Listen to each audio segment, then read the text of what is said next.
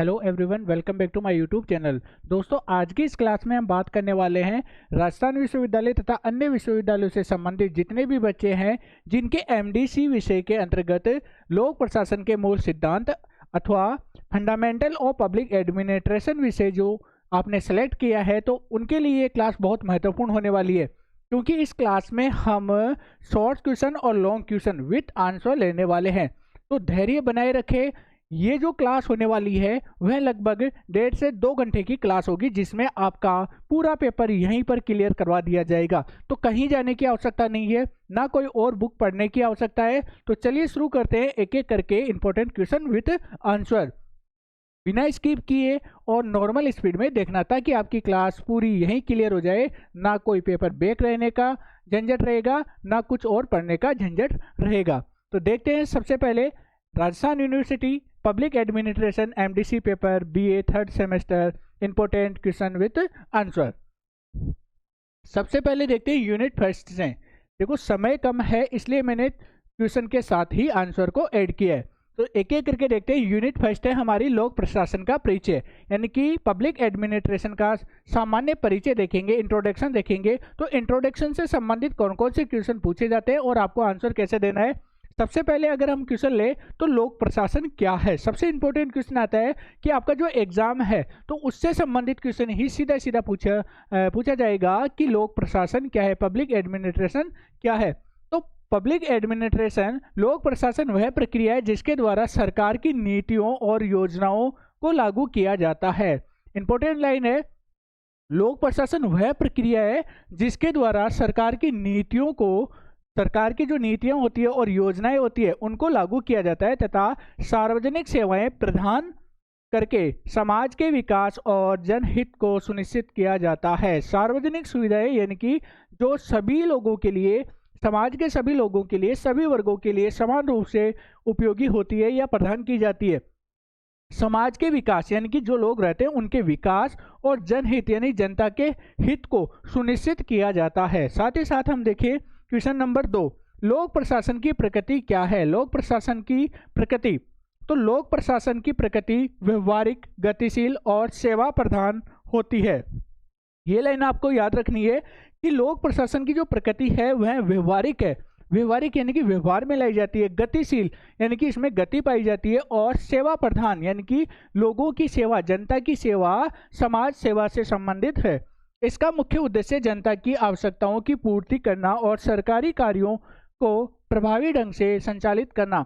लोक प्रशासन का मुख्य उद्देश्य, क्वेश्चन आ जाए, लोक प्रशासन का मुख्य उद्देश्य क्या है। तो लोक प्रशासन का मुख्य उद्देश्य आवश्यकताओं की पूर्ति, किनकी आवश्यकता है, जनता की आवश्यकताओं की पूर्ति करना, और साथ ही साथ जो सरकारी योजनाएं होती है, नीतियां होती है, उनको प्रभावी रूप से लागू करना और धरातल पर प्रस्तुत करना और धरातल पर उनको लागू करना, इसका मुख्य उद्देश्य होता है। बात करें क्वेश्चन नंबर 3 की, लोक प्रशासन का क्षेत्र क्या है। तो लोक प्रशासन का क्षेत्र क्या है, लोक प्रशासन के क्षेत्र में नीति निर्माण यानी कि नीति निर्माण, नीति क्रियान्वयन यानी कि जो कानून बनाए जाते हैं वो उनको लागू करना, और प्रशासनिक प्रबंधन यानी कि सरकारी प्रबंधन और सार्वजनिक सेवाओं की व्यवस्था तथा सरकारी संस्थाओं का संचालन शामिल किया गया है। सरकारी जो संस्थाएं होती है उनका डेवलपमेंट है, इसके अलावा नीतियां बनाना है, उनको लागू करना है, धरातल पर प्रस्तुत करना है, और उनका क्रियान्वयन एवं संचालन आदि इससे संबंधित है या इसमें शामिल किए गए। क्वेश्चन नंबर 4, लोक प्रशासन का महत्व बताइए। लोक प्रशासन, हमने देखा है कि लोक प्रशासन क्या होता है, इसका कार्य क्या होता है, तो अब इसका महत्व भी जान लेते हैं। तो लोक प्रशासन सरकार की योजनाओं को लागू करता है। बिल्कुल सही बात है कि सरकार की जो योजनाएं होती है वह लोक प्रशासन यानी कि जो जन सेवक होते हैं, यानी कि जन सेवक कहाँ से आते हैं, जो भर्ती बोर्ड होते हैं वो योग्य कर्मचारियों का चयन करते हैं, और उन योग्य कर्मचारियों को उनकी मेरिट यानी कि वरीयता सूची के आधार पर अलग अलग पद दिए जाते हैं, और वही अधिकारी क्या करते हैं, जो सरकारी योजनाएं होती है उनको लागू करने के लिए, उनको धरातल पर लाने के लिए और उन योजनाओं से जनता को लाभ पहुंचाने के लिए क्रियाशील होते हैं। साथ ही साथ यहाँ पर सार्वजनिक सेवाएं उपलब्ध कराता है और समाज के आर्थिक तथा सामाजिक विकास में महत्वपूर्ण भूमिका निभाता है। सार्वजनिक सुविधाएं, आपको कमेंट करके बताना है कि सार्वजनिक सुविधाओं के कोई दो उदाहरण आपको कमेंट करके बताना है, और साथ ही साथ सेवाएं उपलब्ध कराता है और समाज के आर्थिक और सामाजिक विकास में अपनी महत्वपूर्ण भूमिका निभाता है। अब बात करते हैं नेक्स्ट क्वेश्चन की।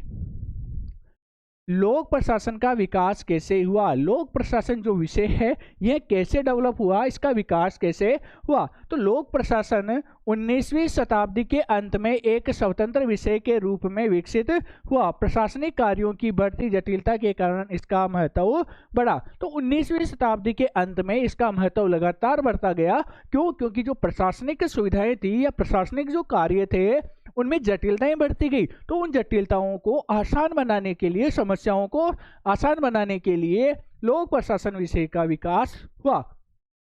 नेक्स्ट क्वेश्चन की बात करें, लोक प्रशासन और निजी प्रशासन में एक समानता बताइए। तो लोक प्रशासन, लोक यानी जनता का प्रशासन, और निजी प्रशासन यानी कि किसी एक व्यक्ति विशेष का प्रशासन, इनमें कोई एक समानता आपको बतानी है। तो दोनों में संगठन, प्रबंधन, योजना और नियंत्रण जैसे सिद्धांतों का उपयोग किया जाता है। लोक प्रशासन में और निजी प्रशासन में दोनों में क्या होता है? संगठन होता है, यूनिटी होती है, प्रबंधन मैनेजमेंट होता है, प्लानिंग होती है, कंट्रोलिंग होती है, और सिद्धांत थॉट होते हैं, प्रिंसिपल्स होते हैं। इन सभी का उपयोग किया जाता है तथा कार्यों को कुशलता और प्रभावशीलता से पूरा करने पर बल दिया जाता है। जो भी कार्य या निर्णय लिए जाते हैं उनको कुशलता से, सही तरीके से और जल्दी पूरा करने पर जोर दिया जाता है और प्रभावी रूप से उनको लागू करने का प्रयास किया जाता है। क्वेश्चन नंबर 7, लोक प्रशासन और निजी प्रशासन में अंतर क्या है? तो लोक प्रशासन और निजी प्रशासन में हमने समानता देख ली, अब इन दोनों में अंतर भी देख लेते हैं। तो इन दोनों में अंतर, लोक प्रशासन का उद्देश्य जनहित और सामाजिक कल्याण होता है। लोक प्रशासन का उद्देश्य क्या होता है? जनहित यानी कि जनता का हित और सामाजिक कल्याण, समाज का कल्याण ही लोक प्रशासन का उद्देश्य होता है। जबकि निजी प्रशासन का मुख्य उद्देश्य लाभ कमाना और निजी संस्थाओं के हितों को बढ़ाना होता है। अब निजीकरण, हर आपने सुना होगा निजीकरण निजीकरण निजीकरण। अब यहाँ आप देख सकते हो कि निजीकरण क्या करता है? अपनी संस्थाओं का या अपना निजी लाभ देखता है। जैसे कि हम बात करें भारत में, तो इंडियन एयरलाइंस यानी कि भारतीय जो एयरलाइंस है उसका निजीकरण कर दिया गया है, रेलवे का निजीकरण किया जा रहा है, बसों का निजीकरण किया जा रहा है। तो आप समझ सकते हो, अगर निजीकरण किया जा रहा है यानी कि कंपनियों के अधीन दिया जा रहा है, तो कंपनी यानी कि निजी है, तो पहले वो क्या सोचेगी? अपना हित सोचेगी, अपने बारे में सोचेगी, यानी कि स्वयं का लाभ ज्यादा से ज्यादा देखेगी। तो यहाँ पर नेगेटिव पॉइंट ये आता है कि जो निजी संस्थान होते हैं या निजी प्रशासन होता है वो स्वयं का या अपनी कंपनी का लाभ देखता है। जबकि लोक प्रशासन की बात करें तो लोक प्रशासन में लोक यानी जनता के हितों की रक्षा की जाती है, जनता के हितों के लिए या सार्वजनिक कार्यों के लिए कार्य किया जाता है। क्वेश्चन नंबर 8, शास्त्रीय दृष्टिकोण क्या है? इंपॉर्टेंट क्वेश्चन है। शास्त्रीय दृष्टिकोण क्या है? तो शास्त्रीय दृष्टिकोण संगठन, नियमों और प्रशासनिक सिद्धांतों पर आधारित है। शास्त्रीय दृष्टिकोण किस पर? संगठन पर, नियमों पर और प्रशासनिक सिद्धांतों पर आधारित है। इसमें कार्य कुशलता कार्य को सही तरीके से करने का विकल्प, इसके अलावा अनुशासन यानी कि हमेशा जो कर्मचारी होते हैं उनमें एक डिसिप्लिन होना चाहिए कि कार्य करना है तो करना है, ऐसे नहीं अरे कर लेंगे बाद में, ऐसा नहीं होता। इसमें करना होता है, समय की पाबंदी होती है, हर चीज़ों की पाबंदी होती है। और स्पष्ट संरचना को प्रशासन की सफलता का आधार माना गया है। अगर किसी संस्थान में डिसिप्लिन है, संगठन है, यानी कि सब आपस में मिलकर कार्य करते हैं, प्लानिंग होती है, समय समय पर निरीक्षण होता है, उत्साह होता है, तो वह संस्था हमेशा आगे बढ़ती है।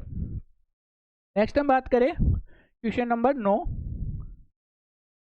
मानव संबंध दृष्टिकोण क्या है? मानव संबंध दृष्टिकोण देख लेते हैं। मानव संबंध दृष्टिकोण संगठन के कर्मचारियों की भावनाओं, व्यवहार और आपसी संबंधों को महत्व देता है तथा कार्यस्थल पर सहयोग और संतुष्टि बढ़ाने पर जोर देता है। मानव संबंध दृष्टिकोण, मानव के आपस में कैसे संबंध है, यानी कि कोई भी संस्था है तो उस संस्था में कार्य करने वाले जितने भी कर्मचारी है उनके मध्य संबंध, मानवीय संबंध कैसे है। अगर संबंध अच्छे हैं, व्यवहारिक है, तो कर्मचारियों के मध्य भावनाएं यानी कि आपस में जो सोच विचार है वो कैसे है, साथ ही साथ व्यवहार, उनका आपस में कैसा व्यवहार है और आपसी संबंधों का महत्व देखने को पाया जाता है। तथा कार्यस्थल यानी कि जहां पर कार्य करते हैं में सहयोग और संतुष्टि बढ़ाने पर जोर देता है। ऐसे नहीं कि दो कर्मचारी है, एक का काम हो गया तो दूसरे को अरे इसको करने दो, नहीं, दोनों आपस में मिलकर क्या करें, अगर किसी कार्य को पूर्ण करते हैं तो उस भावना को किस दृष्टिकोण के अंतर्गत रखा जाता है, मानव संबंध दृष्टिकोण के मध्य रखा जाता है।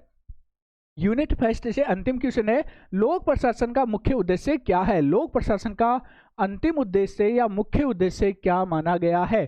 तो यहाँ पर लोक प्रशासन का मुख्य उद्देश्य सरकारी नीतियों को प्रभावी रूप से लागू करना, जनता को आवश्यक सेवाएं प्रदान करना और समाज के समग्र विकास को सुनिश्चित करना ही लोक प्रशासन का मुख्य उद्देश्य रहा है। यानी कि यहाँ पर सरकारी नीतियों को प्रभावी रूप से, यानी कि कोई कानून तो बन गया लेकिन उसको धरातल पर प्रभावी रूप से सटीकता से लागू करना और जनता की आवश्यकताओं, जो मूलभूत आवश्यकताएं होती है उनको ध्यान में रखना, मूलभूत सुविधाओं को प्रदान करना, जैसे कि आवास की सुविधा प्रदान करना, पेयजल की सुविधा प्रदान करना, इसके अलावा चिकित्सा, शिक्षा आदि बहुत सारे ऐसे बुनियादी मुद्दे हैं या आधारभूत आवश्यकताएं होती है जिनको हम मानव के लिए अति महत्वपूर्ण मानते हैं। तो इन सभी सुविधाओं को सुनिश्चित करना ही पब्लिक एडमिनिस्ट्रेशन का मुख्य उद्देश्य माना गया है। अब देखते हैं यूनिट सेकंड से इंपॉर्टेंट क्वेश्चन। प्रत्येक यूनिट से मैंने 10 शॉर्ट क्वेश्चन और 2 लॉन्ग क्वेश्चन सेलेक्ट किए। लॉन्ग क्वेश्चन के आंसर भी मैं लेकर आया हूं, तो धैर्य बनाए रखें, पूरा पेपर यहीं क्लियर हो जाएगा। अगर कोई दिक्कत आती है तो आप प्लीज कमेंट करके जरूर पूछ लेना। यूनिट सेकंड है लोक प्रशासन के सिद्धांत। अब लोक प्रशासन में बहुत सारे सिद्धांत हैं, उन सिद्धांतों से संबंधित जो महत्वपूर्ण क्वेश्चन है जो आमतौर पर एग्जाम में पूछे जाते हैं उनके बारे में देख लेते हैं। पहला है संगठन क्या है, यानी कि संगठन क्या होता है। सबसे इंपॉर्टेंट है, संगठन व्यक्तियों और संसाधनों का ऐसा व्यवस्थित समूह है जो किसी निश्चित उद्देश्य को प्राप्त करने के लिए समन्वय और सहयोग के साथ कार्य करता है। इंपॉर्टेंट लाइन है, संगठन क्या है, व्यक्तियों और संसाधनों का ऐसा व्यवस्थित समूह है। यानी कि कोई भी संगठन होता है तो उसमें व्यक्ति भी होते हैं और अन्य संसाधन भी होते हैं, तो उनका संगठित या व्यवस्थित समूह होता है जो किसी निश्चित उद्देश्य को प्राप्त करने के लिए, कोई एक निश्चित उद्देश्य होता है उसको प्राप्त करने के लिए समन्वय यानी कि आपस में सहयोग की भावना, तालमेल की भावना और सहयोग के साथ कार्य करता है। जैसे कि आप की ये क्लास है, अब इसमें आप कितने बच्चे, लगभग इस क्लास में मेरे 10 से 15 हज़ार व्यूज आएंगे, तो 10 से 15 हज़ार आप स्टूडेंट्स और मैं प्लस मेरा ये पूरा सिस्टम, यानी कि ये संसाधन हो गए, व्यक्ति, मैं और आप सभी इसमें क्या हो गए, व्यक्ति तथा संसाधन। अब मेरे पास ये पूरा सिस्टम लगा हुआ है, बोर्ड वगैरह, पेन वगैरह, कैमरा, पीसी वगैरह सभी है, और आपके पास कंप्यूटर, लैपटॉप जो भी है, फोन है, तो ये तो हमारे क्या हो गए, संसाधन, और हम सब व्यक्ति। तो हमारा एक क्या हो जाता है, निश्चित उद्देश्य हो गया। निश्चित उद्देश्य क्या हो गया कि हमें एग्जाम में अच्छे मार्क्स प्राप्त करने हैं। तो हम क्या करते हैं, आपस में सहयोग की भावना से, मैं आपके लिए क्लास ला रहा हूं, आप क्लास देख रहे हो, हमारा अंतिम उद्देश्य क्या है, एग्जाम को क्लियर करना, एग्जाम को अच्छे नंबरों से पास करना। तो ये हमारा एक संगठन हो गया और संगठन में तालमेल, सहयोग की भावना हो गई। तो इसी सहयोग में आप सब क्या करोगे, जैसे कि 10,000 मेरी ऑडियंस आएगी इस पे, 10 या 15,000, तो आप सभी अगर सब्सक्राइब कर लोगे, इस चैनल को लाइक कर दोगे, तो अपना जो संगठन है वो बहुत आगे बढ़ेगा, अपना चैनल बहुत आगे बढ़ेगा और आपका एग्जाम भी अच्छे से क्लियर हो जाएगा। नेक्स्ट हम देखते हैं संगठन के मुख्य आधार क्या है। आज क्या रहे हो, ठोक दो लाइक, कर लो सब्सक्राइबर। नेक्स्ट हम बात करें संगठन के मुख्य आधार क्या है। तो संगठन के मुख्य आधार कार्य, प्रक्रिया, व्यक्ति और स्थान होते हैं। संगठन का मुख्य आधार क्या होता है, संगठन के मुख्य आधार कार्य यानी कि जो वर्क किया जाता है, प्रक्रिया किस माध्यम से, व्यक्ति और स्थान होते हैं। इन आधारों के अनुसार विभागों और प्रशासनिक इकाइयों का गठन किया जाता है।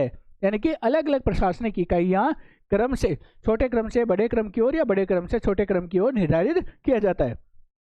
नेक्स्ट हम बात करें क्वेश्चन नंबर 3, पद सोपान क्या है। तो पद सोपान इंपोर्टेंट क्वेश्चन है, ध्यान से देखना। पदानुक्रम संगठन में पदों की उच्च नीच से के क्रम को दर्शाता है, जिसमें उच्च अधिकारी अधीनस्थ कर्मचारियों को निर्देश देते हैं और प्रशासनिक नियंत्रण बनाए रखते हैं। तो पदानुक्रम क्या होता है, पद के अनुसार व्यवस्थित करना, या पद के अनुसार, या हम उच्च से निम्न की ओर, यानी कि अलग अलग श्रेणियों में विभाजित कर दिया जाता है, जैसे कि 4th grade, 3rd grade, 2nd grade, 1st grade होता है टीचिंग लाइन में। तो ऐसे ही यानी कि यहाँ पर क्या होता है, उच्च अधिकारी से निम्न अधिकारी की और निम्न कर्मचारियों की ओर पद निर्धारित कर दिए जाते हैं और उच्च अधिकारी आदेश देते हैं और कार्यों को पूरा करवाते हैं। सुनिश्चित तरीके से, सुव्यवस्थित तरीके से कार्यों को या प्रशासनिक नियंत्रण बनाए रखने के लिए यह क्रम निर्धारित किया जाता है। अगर ऐसा क्रम निर्धारित नहीं किया जाए तो सभी बोलेंगे कि तू कर तू कर तू कर, आप करो, ये करो, वो करो, ऐसे ही चलेगा। लेकिन उच्च अधिकारी है, बॉस का कॉल आया है, बॉस का आदेश है, नोटिस है, ये कार्य हमें करना है, तो ये एक आदेश होता है और उस आदेश के अनुसार व्यक्ति कार्य करते हैं।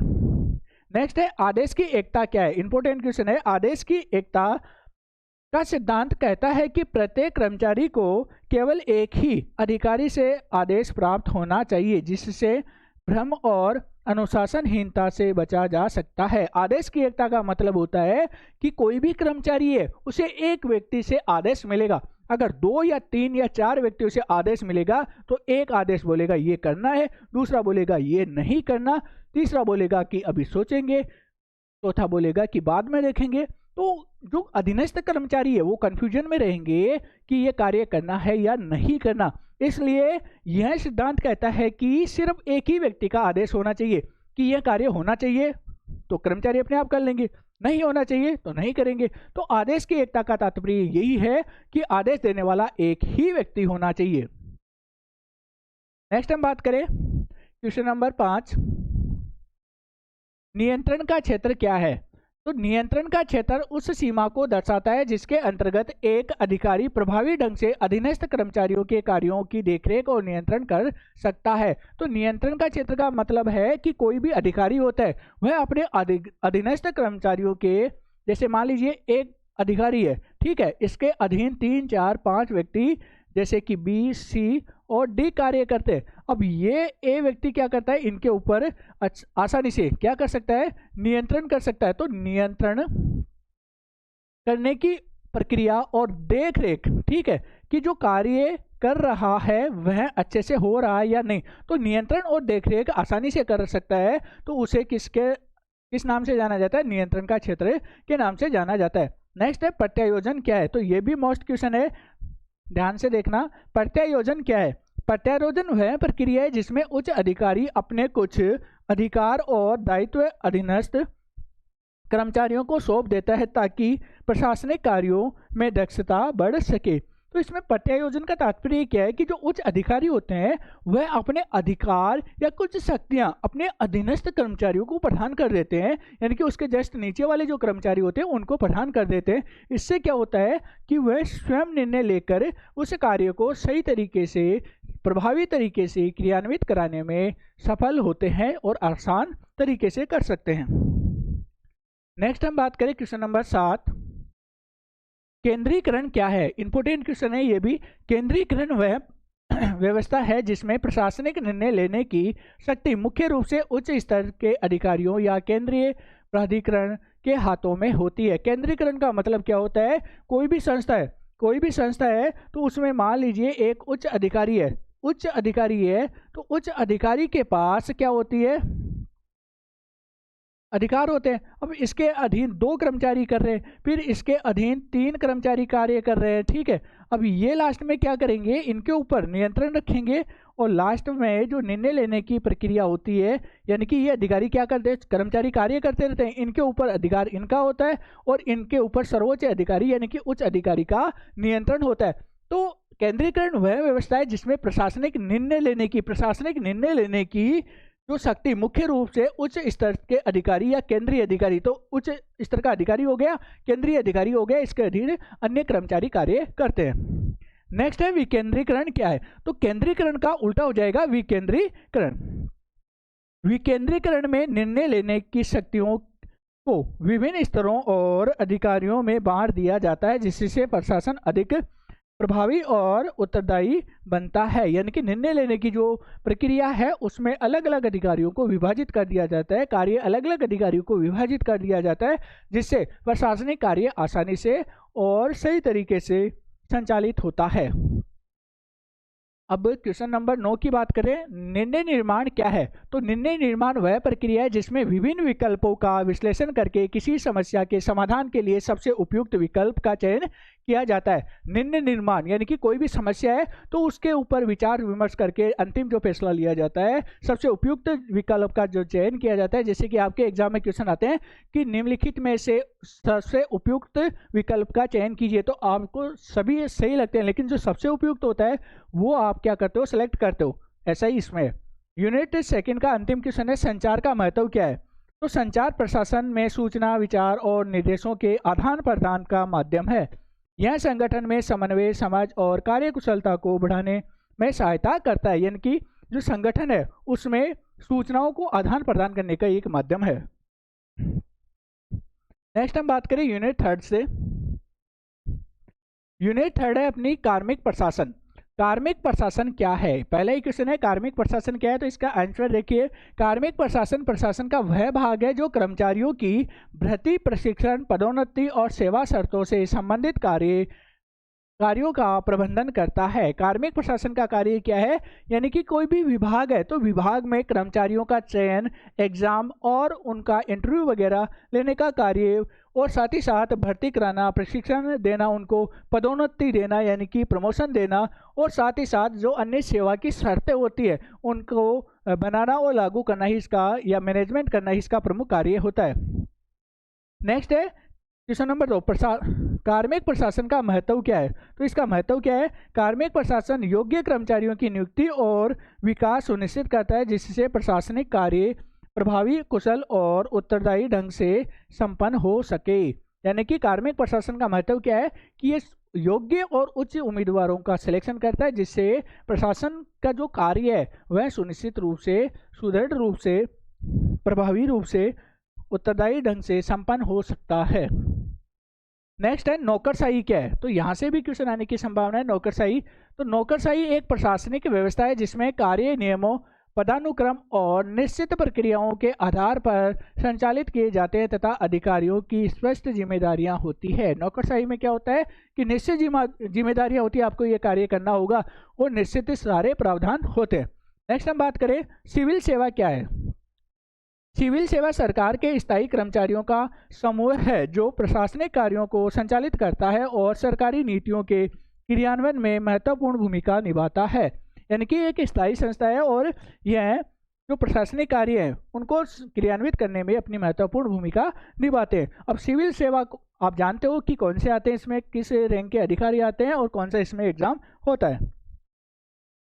नेक्स्ट हम बात करें क्वेश्चन नंबर 5, सिविल सेवाओं की भूमिका क्या है। तो सिविल सेवाएं सरकारी नीतियों को लागू करती है, प्रशासनिक व्यवस्था बनाए रखती है और जनता को विभिन्न प्रकार की सार्वजनिक सेवाएं या सुविधाएं उपलब्ध कराती है। तो सिविल सेवा की महत्वपूर्ण भूमिका क्या है, सरकारी नीतियों को लागू करना, इसके साथ साथ प्रशासनिक व्यवस्था बनाए रखना, जनता के विभिन्न प्रकार की जो सार्वजनिक सुविधाएं होती है उनको उपलब्ध कराना ही प्रशासनिक सेवाओं का या सिविल सेवाओं का, प्रशासनिक नहीं सिविल सेवाओं का मुख्य कार्य होता है। वर्गीकरण क्या है, क्वेश्चन नंबर 6। तो वर्गीकरण कर्मचारियों को उनके पद, कार्य और जिम्मेदारियों के आधार पर विभिन्न श्रेणियों में बांटने की प्रक्रिया है जिससे सार्वजनिक व्यवस्था सुचारू रूप से बनी रहती है। यानी कि वर्गीकरण का मतलब क्या होता है, विभाजन करना। तो कर्मचारियों को उनके पद, कार्य और जो जिम्मेदारियां होती है उनके आधार पर अलग अलग वर्गों में विभाजित करना। क्वेश्चन नंबर 6 के बाद देखते हैं 7 नंबर, भर्ती क्या है। भर्ती सरकारी सेवाओं में योग्य और योग्यताधारी व्यक्तियों को चयनित करके विभिन्न पदों पर नियुक्त करने की प्रक्रिया को कहा जाता है।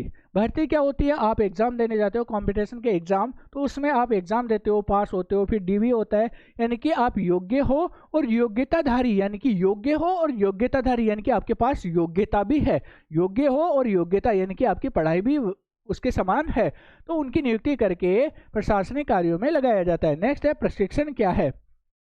प्रशिक्षण वह प्रक्रिया है जिसके माध्यम से कर्मचारियों को उनके कार्यों के लिए आवश्यक ज्ञान, कौशल और अनुभव प्रदान किया जाता है। नेक्स्ट क्वेश्चन की बात करें,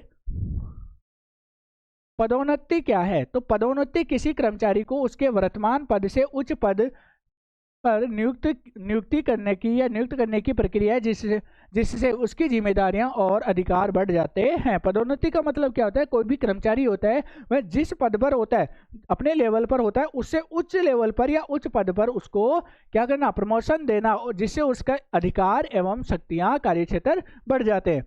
नेक्स्ट अंतिम क्वेश्चन है यूनिट 3 का, कार्मिक प्रशासन का उद्देश्य क्या है? तो कार्मिक प्रशासन का मुख्य उद्देश्य योग्य, प्रशिक्षित और जिम्मेदार कर्मचारियों का विकास करना ताकि प्रशासनिक कार्य प्रभावी ढंग से संचालित हो सके।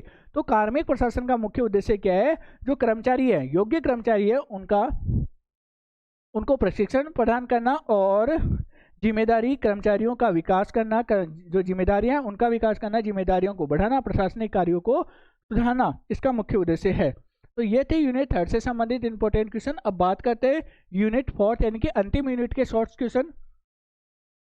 वित्तीय प्रशासन, वित्तीय प्रशासन क्या है? तो आंसर देखिए इसका, वित्तीय प्रशासन सरकार की आय और व्यय के प्रबंधन से संबंधित व्यवस्था है जिसके माध्यम से सरकारी संस्थानों का उचित उपयोग सुनिश्चित किया जाता है। मैं थोड़ा जल्दी करवाऊंगा क्योंकि क्लास काफ़ी बड़ी हो जाएगी। दूसरा क्वेश्चन है वित्तीय प्रशासन का महत्व क्या है? तो वित्तीय प्रशासन सरकारी धन के सही उपयोग, आर्थिक नियंत्रण और योजनाओं के सफल क्रियान्वयन को सुनिश्चित करता है तथा विकास कार्यों को गति प्रदान करता है। वित्तीय प्रशासन का महत्व क्या है? वित्तीय प्रशासन मुख्य रूप से सरकारी धन का सही उपयोग करना और साथ ही साथ आर्थिक नियंत्रण, धन का यानी कि सही तरीके से उपयोग करना, नियंत्रण करना और योजनाओं के सफल क्रियान्वयन के लिए सुनिश्चित करता है, यानी कि योजनाएं लागू करता है तथा विकास कार्यों को गति प्रदान करता है। अब देखते हैं क्वेश्चन नंबर 3, इंपॉर्टेंट क्वेश्चन है, बजट क्या है?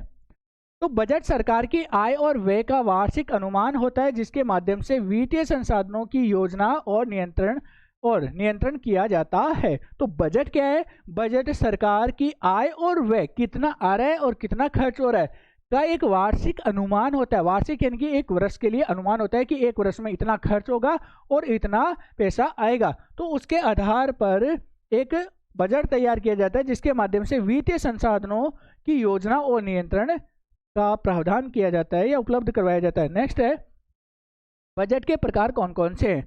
तो बजट के मुख्य प्रकार संतुलित बजट, घाटा बजट और अधिशेष बजट है जो आय और व्यय के अंतर के आधार पर निर्धारित किए जाते हैं। क्लियर? क्वेश्चन नंबर 5, बजट निर्माण क्या है? तो बजट निर्माण वह प्रक्रिया है जिसमें सरकार आगामी वर्ष की आय और व्यय का अनुमान लगाकर वित्तीय योजनाएं तैयार करती है। बजट निर्माण क्या है? तो सरकार क्या करती है कि आगामी जो वर्ष है, आने वाला जो वर्ष है, उसमें आय के जो स्रोत है उनका अनुमान लगाती है और साथ ही साथ कि कितना खर्च होगा उसका एक अनुमान लगाती है और उस अनुमान के आधार पर एक लेख पत्र यानी कि बजट तैयार किया जाता है। फिर उसी के अनुसार योजनाएं तैयार की जाती है। क्वेश्चन नंबर 6, बजट के प्रमुख सिद्धांत क्या है? तो बजट के प्रमुख सिद्धांतों में वार्षिकता, एकता, सार्वभौमिकता और संतुलन शामिल है जो वित्तीय अनुशासन और पारदर्शिता सुनिश्चित करता है। तो ये क्वेश्चन नंबर 6 अपना कंप्लीट हो चुका है। अब बात करते हैं क्वेश्चन नंबर 7 की, बजट के उद्देश्य या बजट का उद्देश्य क्या है? तो बजट का उद्देश्य सरकारी योजनाओं के लिए संसाधनों का उचित वितरण करना तथा आर्थिक और सामाजिक विकास के कार्यक्रमों को प्रभावी बनाना बजट का मुख्य उद्देश्य है। बजट का उद्देश्य सरकारी योजनाओं के लिए संसाधनों की उपलब्धता सुनिश्चित करना और उचित वितरण प्रदान करना तथा आर्थिक और सामाजिक विकास के लिए कार्यक्रमों का प्रभावी रूप से क्रियान्वयन करना ही बजट का मुख्य उद्देश्य माना गया है। क्वेश्चन नंबर 8, सामाजिक आर्थिक नीति में बजट की भूमिका क्या है? तो बजट सरकार को विकास योजनाओं के लिए धन उपलब्ध कराता है और गरीबी उन्मूलन, रोजगार तथा सामाजिक कल्याण के कार्यक्रमों को बढ़ावा देता है। सरकारी जो योजनाएं होती है, सरकार के विकास जो योजनाएं होती है उनके लिए धन उपलब्ध कराता है कौन? बजट। और साथ ही साथ गरीबी उन्मूलन यानी कि गरीबी हटाने के लिए, रोजगार के अवसर उत्पन्न करने के लिए, समाज के कल्याण के लिए जो कार्यक्रम बनाए जाते हैं, योजनाएं बनाई जाती है, उनको बढ़ावा देने के लिए ये क्या करते हैं? सहयोग प्रदान करते हैं। अब बात करते हैं क्वेश्चन नंबर 9, सार्वजनिक व्यय क्या है? तो सार्वजनिक व्यय वह धनराशि है जो सरकार विभिन्न विकास योजनाओं, प्रशासनिक कार्यों और सार्वजनिक सेवाओं के लिए खर्च करती है। तो सीधा आंसर आ गया कि सार्वजनिक व्यय पर वह धनराशि है जो सरकार विभिन्न विकास कार्यों और योजनाओं तथा प्रशासनिक कार्यों के और सामाजिक सेवाओं के लिए खर्च करती है। क्वेश्चन नंबर 10, वित्तीय प्रशासन का मुख्य कार्य क्या है? वित्तीय प्रशासन का मुख्य कार्य सरकारी आय एकत्र करना, व्यय को नियंत्रित करना और वित्तीय संसाधनों का कुशल प्रबंधन करना है। वित्तीय प्रशासन का मुख्य कार्य मोस्ट क्वेश्चन है, तो थोड़ा सा ध्यान से देखना। यह मुख्य रूप से क्या करती है? सरकारी आय एकत्रित करना, सरकार यानी टैक्स वगैरह एकत्रित करना और साथ ही साथ व्यय को नियंत्रित करना, खर्चों को नियंत्रित करना और वित्तीय संसाधनों का कुशल प्रबंधन करना ही इसका मुख्य कार्य माना गया है। तो ये थे यूनिट 4 से संबंधित महत्वपूर्ण शॉर्ट क्वेश्चन। अब एक बार हम सभी यूनिट से कंबाइंड रूप से और जो रह गए इंपॉर्टेंट क्वेश्चन उनको थोड़ा सा और देख लेते हैं। अन्य महत्वपूर्ण क्वेश्चन, फिर देखेंगे लॉन्ग क्वेश्चन विथ आंसर। लोक प्रशासन को एक विज्ञान क्यों माना जाता है? तो लोक प्रशासन में सिद्धांत, नियम और व्यवस्थित अध्ययन होता है। प्रशासनिक प्रक्रियाओं का विश्लेषण और अनुसंधान किया जाता है, इसलिए इसे सामाजिक विज्ञान की श्रेणी में रखा गया है, यानी कि इसको विज्ञान भी कहा जा सकता है। क्यों? क्योंकि इसमें सिद्धांत पाए जाते हैं और विभिन्न प्रकार की योजनाओं को व्यवस्थित करने के लिए प्रशासनिक विश्लेषण किया जाता है, अनुसंधान किया जाता है, तो इसलिए विज्ञान की श्रेणी में भी रखा गया है। नेक्स्ट है, लोक प्रशासन को एक कला क्यों कहा जाता है? तो लोक प्रशासन में देखिए, प्रशासन में कार्य कुशलता, अनुभव, नेतृत्व और व्यवहारिक कौशल की आवश्यकता होती है। बिल्कुल सही बात है कि जो प्रशासन है उसको सुचारू रूप से चलाने के लिए क्या होना चाहिए? कार्य कुशलता होनी चाहिए, अनुभव होना चाहिए, नेतृत्व की भावना होनी चाहिए, नेतृत्व करने के गुण होने चाहिए और व्यवहारिक कौशलता की आवश्यकता होती है। इन गुणों के प्रयोग से प्रशासन सफल बनता है, इसलिए इसे एक कला भी माना गया है। तो अगर व्यक्ति में, कर्मचारियों में कला होगी तो वह प्रशासनिक कार्यों को सुचारू रूप से या सही तरीके से क्रियान्वित करने में सफल होंगे, इसलिए इसे कला भी कहा जाता है। क्वेश्चन नंबर 3, लोक प्रशासन के अध्ययन में मुख्य दृष्टिकोण कौन से हैं? तो लोक प्रशासन के अध्ययन में शास्त्रीय दृष्टिकोण, मानव संबंध दृष्टिकोण, व्यवहारिक दृष्टिकोण तथा आधुनिक प्रबंधकीय दृष्टिकोण मुख्य माने गए हैं या माने जाते हैं। क्वेश्चन नंबर 4, लोक प्रशासन में उत्तरदायित्व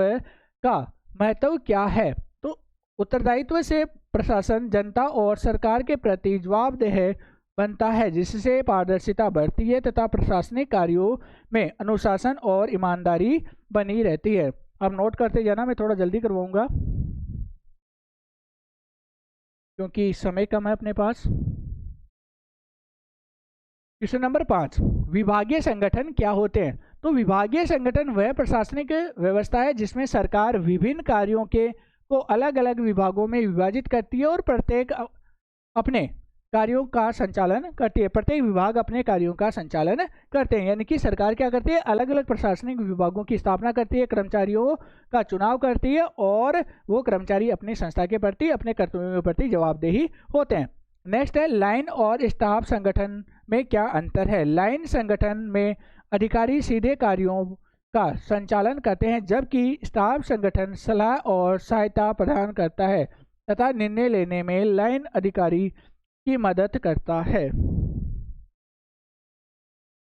क्वेश्चन नंबर 7, प्रशासन में समन्वय का महत्व क्या है? तो समन्वय विभिन्न विभागों और कर्मचारियों के कार्यों को एक दिशा में जोड़ता है, जिससे कार्यों में तालमेल, दक्षता और संगठन के उद्देश्य की प्राप्ति संभव हो सकती है। नेक्स्ट हम बात करें नियंत्रण, कंट्रोलिंग का अर्थ क्या है? नियंत्रण वह प्रक्रिया है जिसके द्वारा अधिकारियों तथा अधीनस्थ कर्मचारियों के कार्यों की निगरानी की जाती है और यह सुनिश्चित किया जाता है कि कार्य निर्धारित नियमों के अनुसार हो। क्लियर? नेक्स्ट है योग्यता प्रणाली क्या है? मेरिट सिस्टम क्या होता है? तो देखिए, योग्यता प्रणाली में सरकारी सेवाओं में भर्ती और पदोन्नति योग्यता परीक्षा और क्षमता के आधार पर की जाती है, ताकि प्रशासन में कुशलता और योग्य कर्मचारी मिल सके। तो मेरिट लिस्ट क्या होती है? यानी कि जो योग्य उम्मीदवार होते हैं उनका सिलेक्शन किया जाता है, ताकि प्रशासनिक सुविधाएं सुचारू रूप से, कुशल रूप से जो योग्य कर्मचारी होती है वो संचालित कर सके। नेक्स्ट है, लोक सेवा आयोग का क्या कार्य है? लोक सेवा आयोग सरकारी सेवाओं के लिए योग्य उम्मीदवारों का चयन करता है, भर्ती प्रक्रियाओं को निष्पक्ष बनाता है और प्रशासन में पारदर्शिता बनाए रखने में सहायता करता है। तो लोक सेवा आयोग क्या करता है, जो योग्य उम्मीदवार होते हैं उनका चयन करता है, भर्ती प्रक्रिया को निष्पक्ष बनाए रखता है, यानी कि इसमें कोई धोखाधड़ी ना हो और प्रशासनिक पारदर्शिता बनाए रखने में सहायता प्रदान करता है। नेक्स्ट क्वेश्चन देखते हैं, क्वेश्चन नंबर 11। प्रशिक्षण के प्रमुख उद्देश्य क्या है? तो प्रशिक्षण का उद्देश्य कर्मचारियों की कार्य कुशलता बढ़ाना है, प्रशासनिक ज्ञान देना, नई तकनीकों से परिचित कराना और कर्मचारियों को जिम्मेदारियों के लिए तैयार करना है। तो प्रशिक्षण क्या होता है? कर्मचारियों की कार्य कुशलता को, यानी कि कार्य करने की जो कुशलता है उसको बढ़ाना है, साथ ही साथ प्रशासनिक ज्ञान देना, यानी प्रशासन के बारे में जानकारी प्रदान करना, नई नई तकनीकों से परिचित करवाना और उनका उपयोग करना सिखाना, और साथ ही साथ कर्मचारियों को जिम्मेदारियों के लिए तैयार करना कि आपकी ये जिम्मेदारियां आने वाली है, इनके लिए आपको तैयार होना है। क्वेश्चन नंबर 12, प्रशासन में अनुशासन का क्या महत्व है? अनुशासन से कर्मचारियों में जिम्मेदारी, नियमों का पालन करना और कार्य के प्रति निष्ठा विकसित होती है। यानी कि जो अनुशासन का जो एक हम बोले कि अनुशासन होता है वह कर्मचारियों में जिम्मेदारी को बढ़ाता है, साथ ही साथ नियमों को पालन या नियमों को पूरा करने में सहयोग प्रदान करता है और कार्य के प्रति निष्ठा, यानी कि कर्मचारी अपने कार्य के प्रति क्या हो जाएंगे, निष्ठावान हो जाएंगे। इससे प्रशासनिक कार्यों या कार्य समय पर प्रभावी ढंग से पूरे हो जाते हैं। अगर कर्मचारियों में अनुशासन है, अपने कार्य के प्रति निष्ठा है, तो कार्य जल्दी और समय पर पूरे हो जाते हैं। लेकिन ऐसा देखने को नहीं मिलता है, हकीकत यह है कि ऐसा देखने को नहीं मिलता है। क्वेश्चन नंबर 13, वित्तीय नियंत्रण क्या है? तो वित्तीय नियंत्रण वह प्रक्रिया है जिसके माध्यम से सरकार आय और व्यय पर निगरानी रखती है ताकि सार्वजनिक धन का उपयोग सही और नियमानुसार हो सके। नेक्स्ट है, बजट घाटा क्या होता है? जब किसी वर्ष में सरकार का व्यय उसकी आय से अधिक हो जाता है तो उसे घाटा कहते हैं, घाटा बजट कहा जाता है। यह आर्थिक विकास के लिए कभी कभी आवश्यक होता है। बजट घाटा क्या होता है कि सरकार के पास जब एक वर्ष में आय कम आती है जबकि व्यय ज़्यादा हो जाता है तो इसे बजट घाटा कहा जाता है। लेकिन क्या होता है कि विकास कार्यों के लिए अगर धन का उपयोग कर लिया जाता है और घाटा हो जाता है तो वह घाटा कभी कभी फायदे का सौदा भी हो सकता है। क्यों? क्योंकि विकास कार्यों के लिए हमने उनका उपयोग किया है तो आने वाला जो वर्ष होगा उसमें अधिक लाभ प्राप्त होने की संभावना रहती है। क्वेश्चन नंबर 15, बजट को सामाजिक आर्थिक विकास का साधन क्यों कहा जाता है? तो बजट के माध्यम से सरकार शिक्षा, स्वास्थ्य, उद्योग और रोजगार जैसी योजनाओं पर धन खर्च करती है जिससे समाज का आर्थिक और सामाजिक विकास होता है। तो बजट का इस्तेमाल सरकार किस में करती है? शिक्षा, स्वास्थ्य, उद्योग, रोजगार के अवसर, आधारभूत सुविधाओं को विकसित करने में करती है जिससे लोगों की आर्थिक स्थिति, शिक्षा का स्तर, स्वास्थ्य का स्तर और अन्य जो मूलभूत आवश्यकताएं होती है उनकी पूर्ति होती है। क्वेश्चन नंबर 16, वित्तीय प्रशासन में लेखा परीक्षा ऑडिट का क्या महत्व है? तो लेखा परीक्षा सरकारी आय और व्यय की जांच करती है। इससे भ्रष्टाचार पर नियंत्रण रहता है और यह सुनिश्चित होता है कि सार्वजनिक धन का उपयोग सही ढंग से हुआ है या नहीं। एक क्वेश्चन है, बहुत इंपॉर्टेंट है, पोस्ट कॉर्प पर संक्षिप्त टिप्पणी लिखिए। तो पोस्ट कॉर्प दृष्टिकोण लोक प्रशासन के क्षेत्र में संकुचित मानने वाले विचारक लूथर गुलिक ने पोस्ट कॉर्प सिद्धांत का प्रतिपादन किया। पोस्ट कॉर्प शब्द अंग्रेजी के 7 अक्षरों से POSTCORB पोस्ट कॉर्प से या को मिलाकर बनाया गया है। पोस्ट कॉर्प शब्द की रचना और उसका अर्थ भाव इस प्रकार है। तो इन शब्दों के अर्थ देख लेते हैं एक बार। पहला है योजना, यानी कि प्लानिंग करना, इच्छित कार्य या कार्यों की रूपरेखा, रीतियां व नीतियां निर्धारित करना। योजना पहले हम बनाते हैं, फिर संगठन होता है, ऑर्गेनाइजेशन होता है, इसमें प्रशासनिक ढांचे को संगठित करना, फिर कर्मचारियों का प्रबंधन करना, स्टाफिंग यानी कि संपूर्ण कर्मचारियों की नियुक्ति, प्रशिक्षण और उनके अनुकूल कार्य की दिशाएं निर्मित करना। चौथा पॉइंट है इसमें निर्देशन करना, प्रशासन संबंधी निर्णय लेना व उनके अनुरूप आदेश निर्देश देना। समन्वय करना, कोऑर्डिनेटिंग करना, यानी कि कार्यों के विभिन्न भागों में समन्वय स्थापित करना। रिपोर्ट करना, यानी कि रिपोर्टिंग तैयार करना, प्रशासनिक कार्यों की प्रगति के बारे में रिपोर्ट देना, और 7वां है बजट तैयार करना यानी कि बजटिंग, राजकोषीय योजनाएं तैयार करना, हिसाब किताब रखना व उन पर नियंत्रण रखना इसमें शामिल किए गए हैं। शॉर्ट क्वेश्चन से संबंधित ये अंतिम क्वेश्चन है। पद सोपान के सिद्धांत लिखिए। इंपॉर्टेंट क्वेश्चन है। पद सोपान के सिद्धांत का अर्थ है कर्मिक संगठन जिसमें सत्ता ऊपर से नीचे की ओर क्रमिक रूप से उतरती है, यानी कि संगठन की जो सत्ता होती है या जो कर्मचारियों का लेवल होता है वो उच्च से निम्न की ओर चलता है। निम्न स्तरीय व्यक्ति उच्च स्तरीय अधिकारियों के प्रति उत्तरदायी होता है। निम्न स्तर का कर्मचारी उच्च स्तर के कर्मचारियों के प्रति क्या होता है, जवाबदेही होता है या उत्तरदायी होता है। यही क्रम ऊपर से नीचे की ओर चलता है। ऊपर से नीचे की यानी कि उच्च से निम्न की ओर चलता है। यह व्यवस्था पिरामिड की भांति होती है। पिरामिड की भांति, पिरामिड कैसा होता है, ऐसे, ठीक है, यानी कि नीचे कर्मचारी ज्यादा है, यहाँ पे बहुत सारे कर्मचारी है, और फिर ऊपर धीरे धीरे यह व्यवस्था घटती जाती है और ऊपर एक उच्च अधिकारी आ जाता है।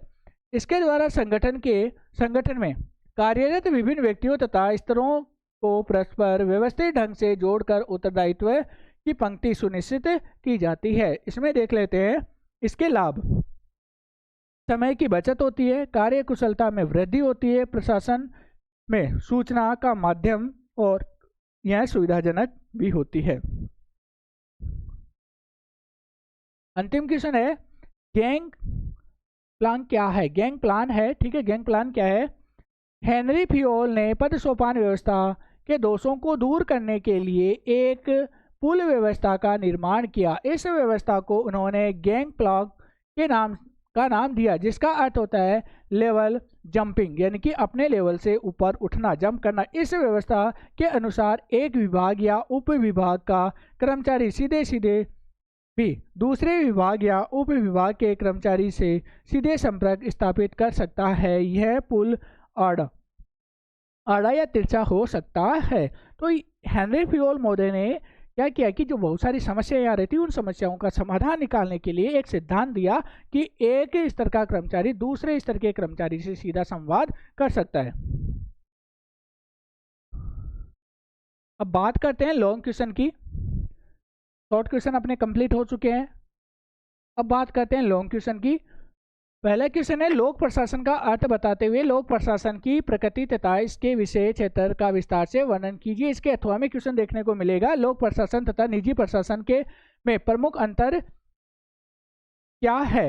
लोक प्रशासन तथा निजी प्रशासन की मान्यताएं लिखते हुए विस्तार से वर्णन कीजिए।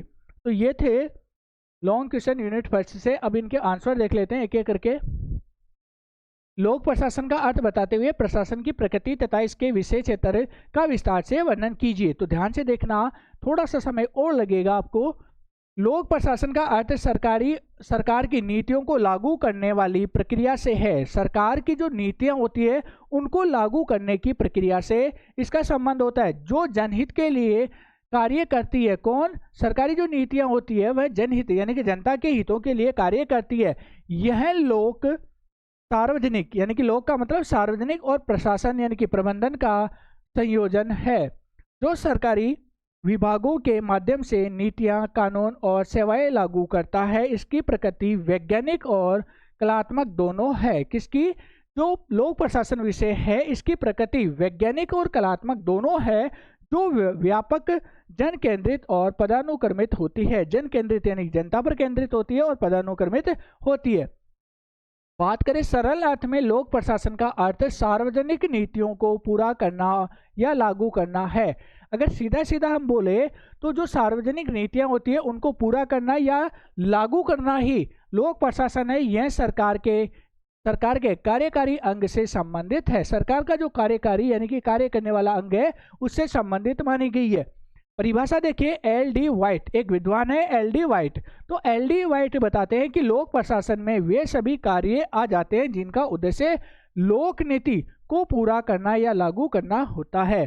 तो परिभाषा में आपको एक डेफिनेशन देनी है एल.डी. वाइट के अनुसार। तो लोक प्रशासन में वे सभी कार्य आ जाते हैं यानी कि वो सभी कार्य शामिल किए जाते हैं जिसका उद्देश्य यानी कि जिन कार्यों का उद्देश्य लोक नीति यानी कि जनता की हेल्प करना, पब्लिक पॉलिसी को पूरा करना या लागू करना होता है, लोक प्रशासन कहलाता है। व्यापक अर्थ में देखें यानी कि सार्वभौमिक अर्थ देखें तो उसमें यह सरकार द्वारा नागरिकों की सेवा के लिए की जाने वाली लगभग हर काम जैसे पुलिस, शिक्षा, स्वास्थ्य, कानून को कवर करता है। क्लियर। अब आगे देखते हैं, इसमें नोट कर लेना।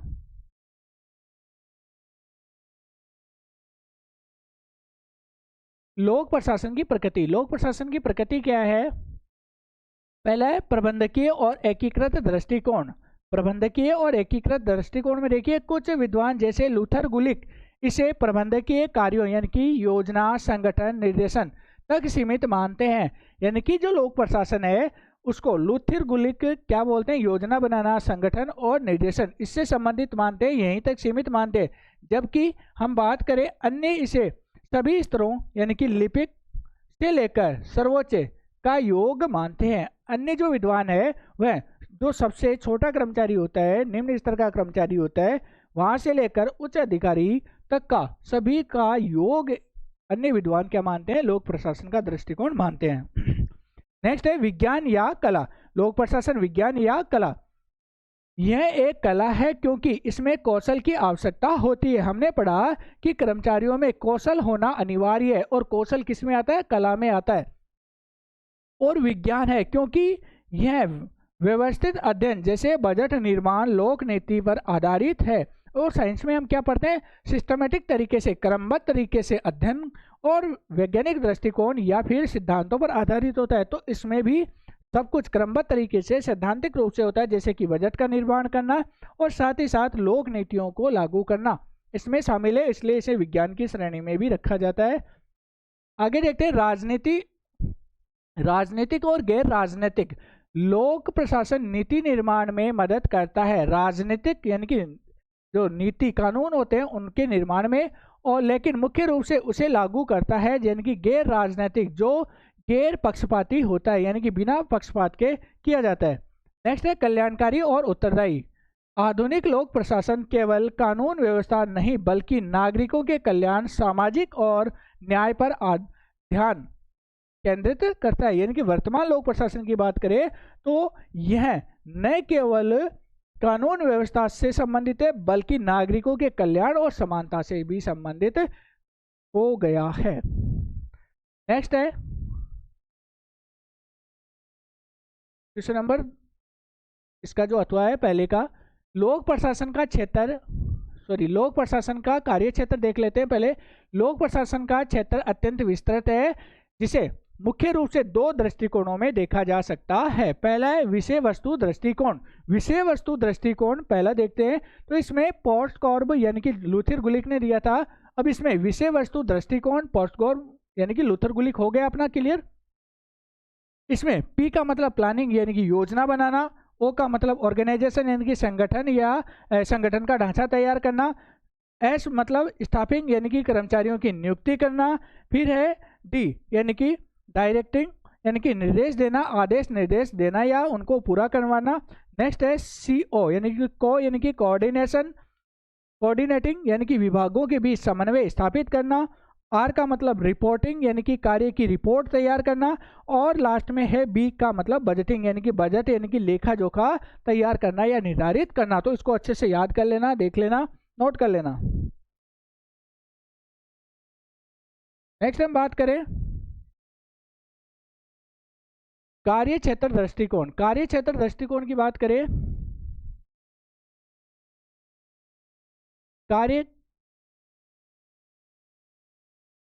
कार्य क्षेत्र दृष्टिकोण, इसमें पहला है नीति निर्धारण यानी कि सरकार को नीति बनाने में सहायता करना। दूसरा है कानून प्रवर्तन यानी कि कानून का सही तरीके से क्रियान्वयन करना। तीसरा है सेवा वितरण, शिक्षा, स्वास्थ्य, आवास जैसी सार्वजनिक सुविधाओं या सेवाओं को प्रदान करना। चौथा है बजट और वित्त यानी कि कर वसूलना और सार्वजनिक धन का सही तरीके से प्रबंधन करना। पांचवा पॉइंट है कार्मिक प्रबंधन, इसमें आता है लोक सेवाओं जैसे आईएएस, आईपीएस आदि की भर्ती और प्रशिक्षण देना। अगर हम इसका निष्कर्ष देखें तो निष्कर्ष रूप में लोक प्रशासन एक गतिशील क्षेत्र है जो सरकार और नागरिकों के बीच की दूरी को कम करता है, यानी कि सरकार और जनता के बीच की जो दूरी है उसको कम करने में यह सहायक होता है। यह न केवल कानूनों को लागू करता है बल्कि लोक कल्याणकारी राज्य के लक्ष्यों को प्राप्त करने में भी मुख्य साधन के रूप में भूमिका निभाता है। अब क्वेश्चन नंबर 1.1 यानी कि इसका अथवा देखते हैं। क्वेश्चन है, लोक प्रशासन और निजी प्रशासन दोनों ही संगठन प्रबंधन तथा संसाधनों के उपयोग से संबंधित है, परंतु इसके उद्देश्य, कार्य प्रणाली और उत्तरदायी तो महत्वपूर्ण अंतर पाया जाता है। क्वेश्चन आपने पहले देख लिया होगा, ये दोबारा प्रिंट हो गए उत्तर यहाँ से। क्वेश्चन आप वहाँ से देख लेना, मैंने पहले लिखवाया है, तो इसका आंसर आप लिख लेना। इसमें समझाने वाली कोई ज़्यादा विशेष बात नहीं है, तो आप इसको नोट कर लेना या इसका स्क्रीनशॉट ले लेना। नेक्स्ट पार्ट है इसका, ये थर्ड पार्ट है। अब इसमें लोक प्रशासन और निजी प्रशासन की मान्यताएं अच्छे से देख लेना एक बार और लास्ट में निष्कर्ष दे देना। अब बात करते हैं यूनिट सेकंड से। हेनरी फ्योल द्वारा प्रतिपादित संगठन के विभिन्न सिद्धांतों का वर्णन कीजिए। और यहाँ पे अथवा में क्वेश्चन आएगा, औपचारिक संगठन क्या है और अनैतिक संगठन किस प्रकार भिन्नता रखता है, समझाइए। अब पहले देखते हैं हम हेनरी फ्योल का। क्वेश्चन नंबर 2, हेनरी फ्योल द्वारा प्रतिपादित संगठन के प्रमुख सिद्धांतों का वर्णन कीजिए। इंपॉर्टेंट क्वेश्चन है। हेनरी फ्योल आधुनिक प्रबंधन के प्रमुख सिद्धांतकारों में से एक थे। इन्होंने प्रशासन और संगठन के संचालन को प्रभावी बनाने के लिए कई महत्वपूर्ण सिद्धांत प्रस्तुत किए। यानी कि जो हेनरी फ्योल है यह आधुनिक प्रबंधन के सिद्धांतकारों में से एक माने गए। इन्होंने बहुत सारे सिद्धांत दिए। इन सिद्धांतों का उद्देश्य किसी भी संगठन में कार्यकुशलता, अनुशासन और समन्वय स्थापित करना है। फ्योल ने कुल 14 प्रबंधन सिद्धांत बताए, जिनमें से कुछ महत्वपूर्ण सिद्धांत हम इस क्लास में देखने वाले हैं। तो क्वेश्चन आ जाए कि हेनरी फ्योल महोदय ने प्रबंधन से संबंधित कितने सिद्धांत दिए, तो 14 सिद्धांत दिए थे। पहला सिद्धांत संक्षेप में देख रहे हैं यहाँ पे, कार्य विभाजन, यानी कि कार्य का डिवाइडेशन। कार्यों को अलग अलग भागों में बांटने से विशेषज्ञता बढ़ती है और कार्य अधिक कुशलता से पूरा होता है। यानी कि कोई भी कार्य होता है उसे अलग अलग भागों में विभाजित कर दिया जाता है और उसे अलग अलग कर्मचारियों को सौंप दिया जाता है, तो उससे कार्य कुशलता बढ़ती है। अगर एक ही व्यक्ति सभी कार्य करने लगता है तो उससे कार्य कुशलता में कमी आती है। यानी कि एक व्यक्ति सभी कार्य नहीं कर सकता है, लेकिन वो कुशलता नहीं आएगी और समय की भी बर्बादी होगी। इसलिए अलग अलग कार्यों को अलग अलग श्रेणियों में विभाजित करके अलग अलग कर्मचारियों को जिम्मेदारी देने से उसकी विशेषज्ञता बढ़ती है। सेकंड है अधिकार और उत्तरदायित्व, यानी कि अथॉरिटी और रिस्पॉन्सिबिलिटी, यानी कि जो कर्मचारी होते हैं उनको अधिकार दिए जाने चाहिए और उनकी जिम्मेदारी भी होनी चाहिए। प्रबंधक को कार्य कराने के लिए अधिकार दिए जाने चाहिए, साथ ही उसे उसके परिणामों के लिए उत्तरदायी भी होना चाहिए। यानी कि जो प्रबंधक होता है उसको अधिकार दिए जाने चाहिए और अपने कार्य के प्रति जवाबदेही भी होना चाहिए। थर्ड पॉइंट है इसमें अनुशासन, यानी कि डिसिप्लिन। संगठन में नियमों का पालन, अनुशासन और व्यवस्था बनाए रखना आवश्यक है। कोई भी संगठन होता है उसमें नियम होने चाहिए, नियमों का पालन होना चाहिए, अनुशासन होना चाहिए और उस व्यवस्था को बनाए रखना आवश्यक होना चाहिए। पॉइंट नंबर 4, आदेश की एकता, यूनिटी ऑफ कमांड का, यानी कि प्रत्येक कर्मचारी को केवल एक ही अधिकारी से आदेश मिलना चाहिए ताकि भ्रम की स्थिति न उत्पन्न हो। इसके बारे में मैं बता चुका पहले। नेक्स्ट है दिशा की एकता, यूनिटी ऑफ डायरेक्शन, यानी कि समान उद्देश्य वाले कार्यों को एक ही योजना और एक ही नेतृत्व के अंतर्गत संचालित किया जाना चाहिए। नेक्स्ट हम देखते हैं केंद्रीकरण और विकेंद्रीकरण। संगठन में निर्णय लेने की शक्ति का संतुलित विस्तार होना चाहिए। सातवां है न्याय और समानता, इक्वलिटी, यानी कि कर्मचारियों के साथ न्यायपूर्ण और समान व्यवहार किया जाना चाहिए। आठवां पॉइंट है स्थिरता, स्टेबिलिटी। अब इसमें कर्मचारियों को कार्य में स्थिरता मिलनी चाहिए ताकि वे अनुभव प्राप्त कर सके। निष्कर्ष देखें, फ्योल के संगठनात्मक सिद्धांत आज भी प्रशासन और प्रबंधन के क्षेत्र में अत्यंत उपयोगी माने जाते हैं।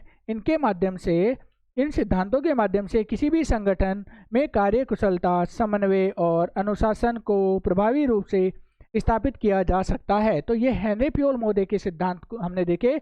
संक्षेप में, और कुल 14 है, लेकिन हमने 8 का जिक्र किया जो कि काफ़ी इम्पोर्टेंट है। अब यहाँ पर यूनिट 3 से औपचारिक संगठन किसे कहते हैं और यह अनौपचारिक संगठनों से किस प्रकार भिन्नता रखते हैं या भिन्न होते हैं। इसका अथवा देखिए तो पोस्ट कोर पे विशिष्ट संदर्भ में मुख्य कार्यपालक के कार्य कौन कौन से, तो इनके आंसर आप जल्दी जल्दी नोट कर लीजिए, समझाने वाली ज़्यादा कोई खास बात नहीं है। 3rd यूनिट का पहला क्वेश्चन है, औपचारिक संगठन किसे कहते हैं, यह अनौपचारिक संगठन से किस प्रकार भिन्न है, समझाइए। नोट कर लेना, इसको छाप लेना जल्दी जल्दी। साथ ही साथ इसके उद्देश्य है, ठीक है, उद्देश्य आपको नोट कर लेने हैं और लास्ट में निष्कर्ष आपको लिख देना है।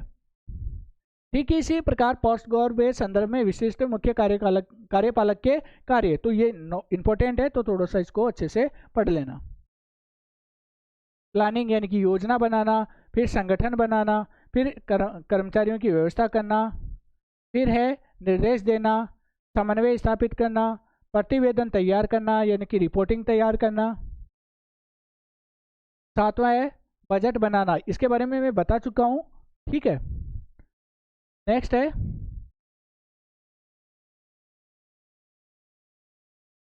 यूनिट 4 से पद सोपान को परिभाषित करते हुए पद सोपान के लाभ तथा हानियां समझाइए तथा पद सोपान की हानियों पर हम कैसे नियंत्रण कर सकते हैं, समझाइए। साथ ही साथ इसका अथवा है निर्णय निर्माण प्रशासन का हृदय है, इस तथ्य को समझाते हुए प्रशासनिक संगठन के क्षेत्र में निर्णय प्रक्रिया पर हर्बर्ट साइमन के विचारों की व्याख्या कीजिए। दोनों ही क्वेश्चन इंपॉर्टेंट है, तो प्लीज इसको इग्नोर मत करना, अच्छे से देख लेना। तो इसमें पद सोपान की परिभाषा, तो पद सोपान की परिभाषा आप सीधा सीधा लिख लेना, इसमें समझाने वाली कोई विशेष बात नहीं है और टाइम भी थोड़ा कम है। पद सोपान के लाभ, क्या क्या लाभ होते हैं, तो इसमें लाभ देख लेते हैं पहले। स्पष्ट उत्तरदायित्व है, यानी कि यह स्पष्ट करता है कि कौन कौन किसे आदेश देगा, जिससे जिम्मेदारी का निर्धारण आसान होता है, यानी कि स्पष्ट उत्तरदायित्व होता है कि आदेश कौन देगा, जिससे क्या होता है, जिम्मेदारी का निर्धारण आसानी से हो जाता है। अनुशासन का समन्वय, संगठन में आदेश की एकता बनी रहती है और विभिन्न कार्यों में समन्वय स्थापित होता रहता है।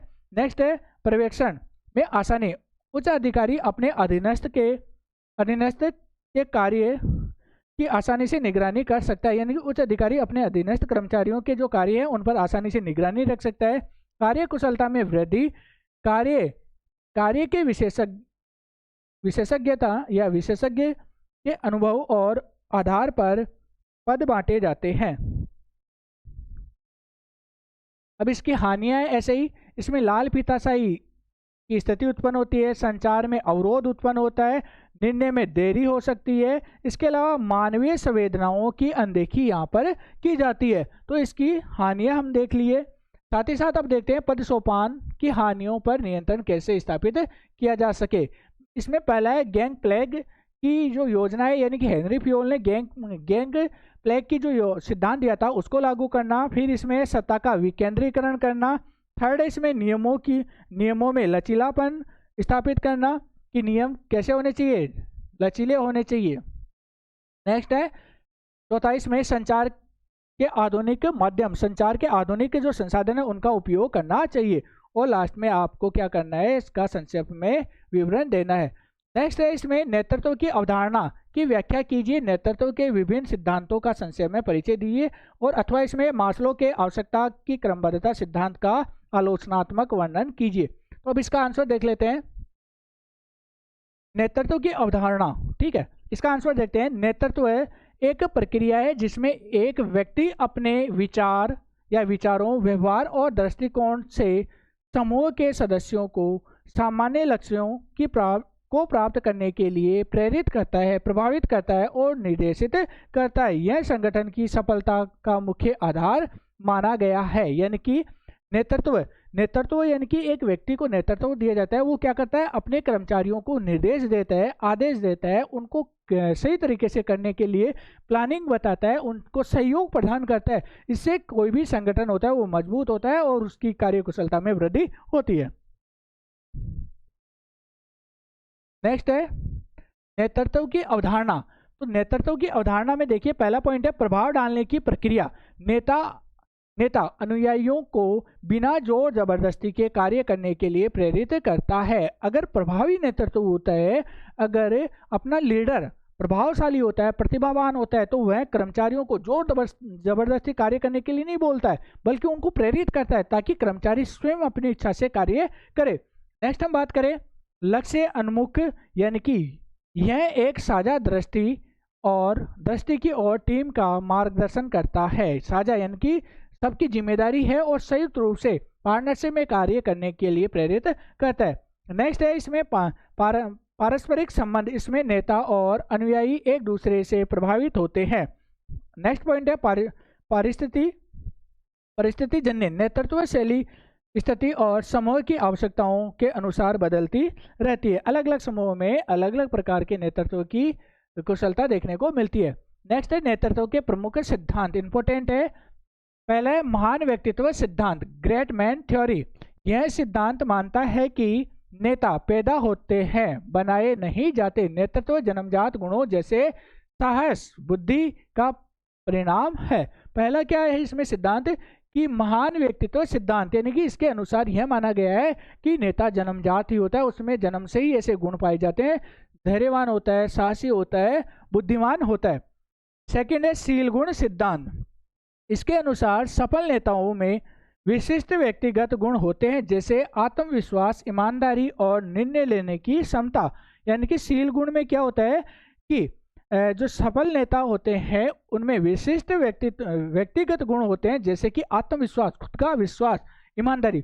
आपने देखा होगा कि कुछ नेता लोग क्या करते हैं, बिल्कुल सरासर झूठ बोलते हैं, लेकिन इतने कॉन्फिडेंस के साथ बोलते हैं कि जनता पागल बन जाती है और मान लेती है कि हाँ नेताजी बिल्कुल सही बोल रहे हैं। अंगूठा छाप है, चौथी फेल है, और बोलते हैं खुलेआम कि ऐसे करना है, जबकि उनको खुद को पता नहीं होता कि क्या सही है क्या गलत है। लेकिन उनका जो कॉन्फिडेंस लेवल होता है वो देखो, मतलब क्या बोलूँ मैं आपको, हाई लेवल का है, ब्रिलियंट होते हैं वो, है ना। ईमानदारी, खुद को ईमानदार, लेकिन यहाँ वो बातें लागू नहीं होगी। ईमानदारी, कुछ नेता होते हैं जिनमें बहुत ज़्यादा ईमानदारी होती है, जैसे कि मैं यहाँ पे एक नाम लेना चाहूँगा केजरीवाल जी का, बहुत अच्छे ईमानदार नेता है। मनीष सिसोदिया जी का नाम लेना चाहूँगा। इसके अलावा संजय सिंह जी का नाम लेना चाहूँगा, बहुत ईमानदार नेता है अपनी जगह भी। और साथ ही साथ मैं एक और नाम लेना चाहूँगा अटल बिहारी वाजपेयी जी के, यानी कि कितने सिद्धांतवादी थे वो इंसान। कलाम साहब का नाम लेना चाहूँगा। लेकिन यहाँ पे हम बात करें शील गुण की। नेक्स्ट हम बात करें व्यवहारवादी सिद्धांत। तो व्यवहारवादी सिद्धांत यह मानता है कि नेतृत्व गुणों से नहीं बल्कि व्यवहार से निर्धारित होता है। नेता अपने कार्यों या कर्मचारियों के प्रति कैसा व्यवहार करते हैं यह महत्वपूर्ण है, यानी कि उनका व्यवहार भी मायने रखता है कि नेता यानी कि जो उच्च अधिकारी होता है वह अपने कर्मचारियों, अधीनस्थ कर्मचारियों के प्रति कैसा बिहेव रखता है, तो वे भी निर्भर करता है। नेक्स्ट हम बात करें इसमें बाकी के जो सिद्धांत है ये आप एक एक करके लिख लेना, देख लेना। और ये है मास्लो की आवश्यकता पदानुक्रम का सिद्धांत। अब इसमें हम इसके 5 स्तर बताए गए हैं, तो आप इसको नोट कर लेना। बाकी हम देखिए इसमें निष्कर्ष हो गया। अब ये इस सिद्धांत की आलोचना। और नेक्स्ट क्वेश्चन है, अंतिम क्वेश्चन, टिप्पणी लिखिए, यानी कि आपको इन पर टिप्पणी लिखनी है। समन्वय का अर्थ बताइए, संचार व संप्रेषण में अंतर बताइए, आदेश की एकता क्या है, केंद्रीकरण तथा विकेंद्रीकरण में अंतर बताना है, प्रत्यायोजन का अर्थ बताना है, बजट का अर्थ, प्रकार एवं सिद्धांत बताने हैं, और भारत के नियंत्रण एवं महालेखा परीक्षक के प्रमुख कार्य कौन कौन से हैं। तो इस पर आपको टिप्पणी लिखनी है। तो ये थे हमारे आज के लोक प्रशासन यानी कि public administration, fundamental of public administration से संबंधित महत्वपूर्ण शॉर्ट्स और लॉन्ग क्वेश्चन, और साथ ही साथ हमने देखा है उनके उत्तर भी। तो आई होप आपके लिए ये वीडियो बहुत ही इंपॉर्टेंट रहा होगा और आपके एग्जाम में बहुत ही सहायता प्रदान करेगा। अगर ये वीडियो आपको अच्छा लगा तो प्लीज़ वीडियो को लाइक करना, चैनल को सब्सक्राइब करना और ज़्यादा से ज़्यादा अपने दोस्तों के साथ शेयर करना, ताकि उनको भी इसका फ़ायदा मिल सके। धन्यवाद।